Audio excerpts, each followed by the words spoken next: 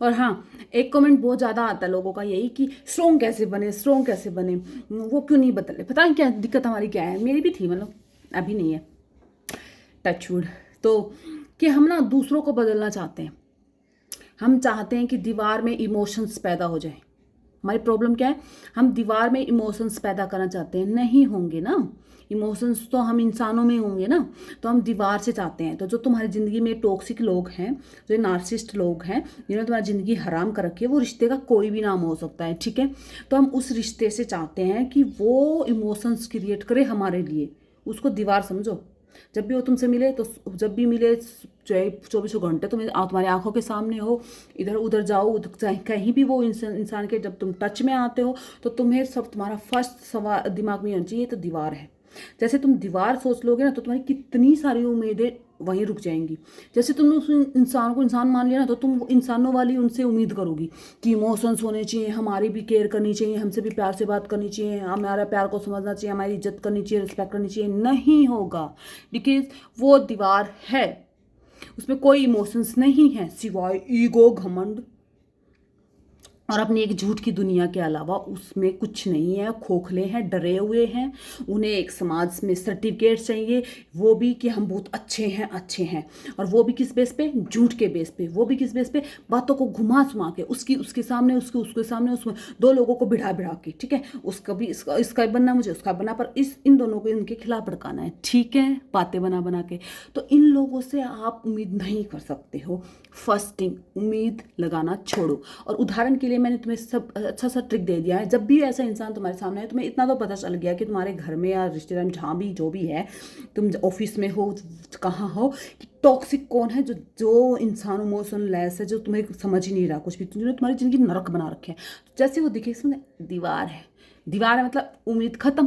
First thing, ये strong बनने का सबसे पहला स्टेप है कि हमें उम्मीद ही नहीं है अभी इस इंसान से। सेकंड थिंग, हम दूसरों को कभी भी नहीं बदल सकते, कभी भी नहीं। इवन हम खुद को ही नहीं बदल सकते जब तक हम खुद ना चाहें।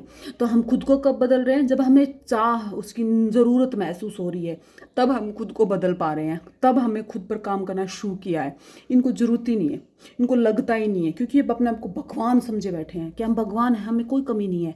इन्होंने कभी सोचा ही नहीं है। हम जैसे लोग, जो इम्पैथ लोग हैं, हम फिर भी सोचते हैं, हम वैसे भी भीख मांग रहे हैं, हमें बता दो हमसे क्या कमी रह गई आपकी आरती उतारने में, हमें बता दो, हम तो ऐसा कर लेंगे, क्योंकि हमें रिश्ता चाहिए, इन्हें नहीं चाहिए।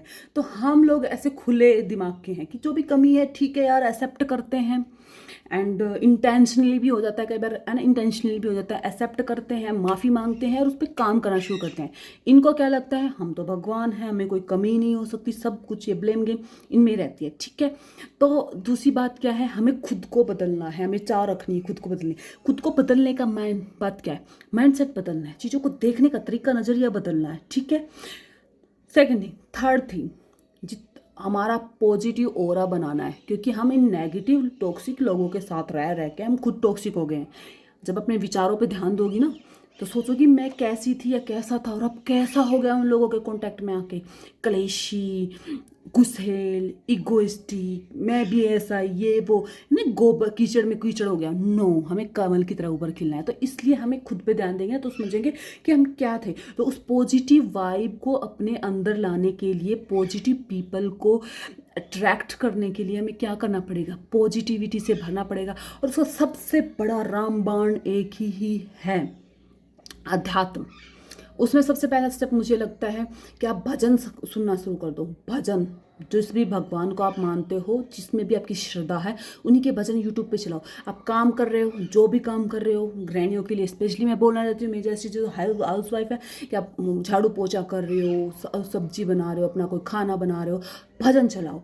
मूड नहीं है तब भी चला के छोड़ दो, चाहे तुम्हारा भजन पे ध्यान ना हो। एक दिन ऐसा होएगा कि तुम उस भजन के साथ भजन गाने लग जाओगी, तो आनंद में रहने लग जाओगी, काम करते करते आनंद में आ जाओगी। तो काम धीरे धीरे, तो फिर ये भजन तुम्हें गाइड करेंगे, तो तुम्हें ऐसे ऐसे रील या वीडियोज लोगों की सजेस्ट होने लगेंगी, जिन्होंने इन्हीं गंद में से निकल कर खुद को स्ट्रॉन्ग बनाया है।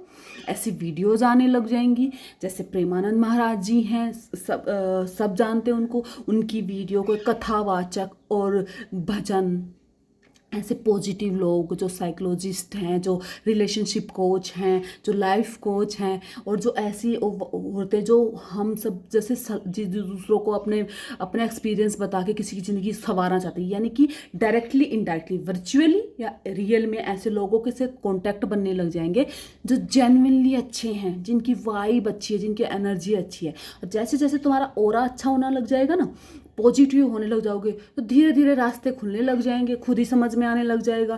तुम्हें बैठे बैठे अपने सवालों के जवाब अपने मन से ही मिलने लग जाएंगे। जो अंदर परमात्मा बैठा था ना, जिसको हमने इन लोगों के चक्कर में आके उसको दबा दिया और हम खुद उनकी तरह राक्षस बनने शुरू हो गए थे, ठीक है, तो वो प्रवृत्ति हटने लगेगी। और जो अंदर बैठा भगवान है वो सबके अंदर है, बस उसको जगाने की, जागृत उसको पहचानने की जरूरत है। तो वो भगवान जब जागने लग जाएगा ना, तो तुम कभी बैठोगी ऐसे ही सोचो कि उस दिन अच्छा ये सवाल अपने आप से पूछोगी, और उसके 10 दिन 15 दिन बाद तुम्हें अपने मन से भी आंसर मिलेगा। ओह, ये ऐसे, इसका सोल्यूशन ऐसे है।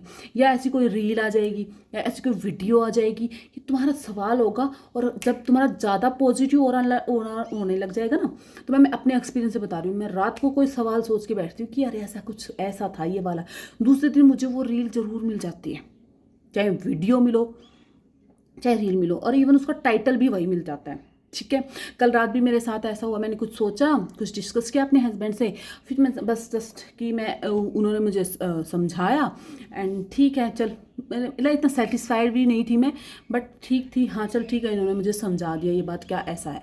दूसरे दिन प्रेमानंद महाराज जी की वही रील आ गई, और एक लेडी ने ही सवाल पूछ रखा था वही उस क्वेश्चन से रिलेटेड, और मेरा बिल्कुल बिल्कुल कि हाँ यही मेरे हस्बैंड ने रात को बताया था, पर बाबा जी ने बता दिया ना, महाराज जी ने, तो और भी स्टैंप लग गया। तो ऐसा ऐसा होने लगेगा। तो खुद को स्ट्रोंग बनाना है, ताकि हमें उस कीचड़ में नहीं रहना।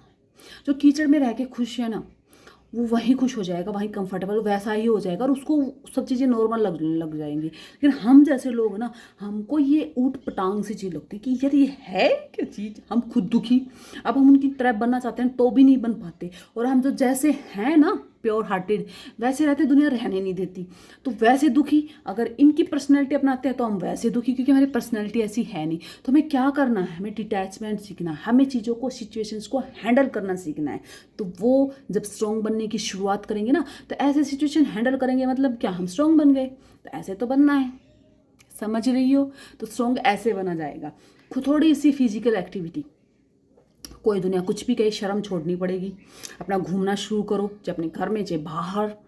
तो थोड़ी सी, जैसे घर में हम रहते हैं ना, तो हम सबकी वो वाइब भी घूमती है। जब जैसे ही बाहर खुले में घूमने जाएंगे ना, तो थोड़ा सा नेचर के टच में जाते हैं, तो वाइब एकदम से, एनर्जी सब कुछ रिलैक्स शांत सा हो जाता है, शरीर बिल्कुल हल्का हो जाता है। घर में रहते रहते हम सब भारी, यहाँ से भारी, पैर हाथ दर्द सब, तो हम बाहर भी घूमना शुरू करो। थोड़ा सा फिजिकल वर्क, खान पीन पे ध्यान, और अपनी सेहत पे ध्यान, कौन क्या सोच रहा है, टोंट मारा है, कुछ भी करो, अपने खाने पीने पे ध्यान, अपना घूमना फिरना, अपने भजन सुनो, पॉजिटिव लोगों के टच में आओ। अगर तुम फिजिकली किसी के टच में ऐसे आ सकते हो, लोग तुम्हारे दोस्त यार ऐसे हैं जो इन सब चीज़ों में बिलीव करते हैं, तो वहाँ बनाओ। वरना वर्चुअली तो बहुत वीडियोज़ हैं यार, बहुत वीडियोज़ हैं। वो एकदम से हमसे एनर्जी टच में ही तो आ रही है, अगर हमें रील ऐसी दिख रही है तो, समझ रहे हो।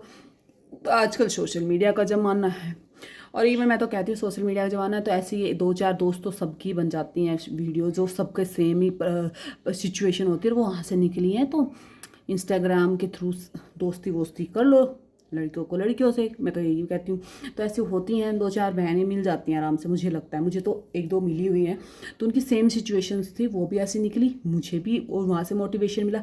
कुछ मुझे अच्छा मिलता है ना पॉजिटिव, तो मैं उनके पास रील भेज देती हूँ, वो मेरे पास भेज देती है। तो ये अपनी रिश्तेदारी में ऐसे पॉजिटिव स्ट्रॉन्ग पर्सनैलिटी होगी, तो आप उनसे कॉन्टैक्ट करके अपनी सिचुएशंस को, अपनी दिमाग की बसड़ को डिस्कस कर सकते हो, ठीक है। और तो बस यही है सब कुछ। और धीरे धीरे देखना, मुझे भी बताने की जरूरत नहीं पड़ेगी, क्योंकि फिर धीरे धीरे ना स्टेप अपने आप रास्ते खुलने लग जाते हैं। फर्स्ट स्टेप यही है, अध्यात्म को अपनाओ। स्पिरिचुअलिटी ही हर चीज़ का तोड़ है।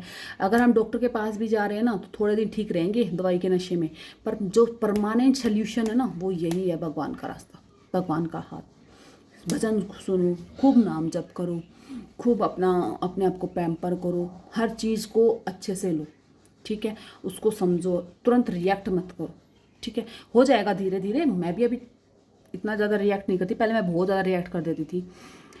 अब मैं बहुत कम हो गया है और मुझे बिल्कुल ही कम करना है, क्योंकि मुझे ये बात तो समझ में आ गई है कि कुछ भी नहीं रखा इन सब में, ये ऐसे ही रहने हैं। और हाँ, स्टे स्ट्रॉन्ग यहाँ से।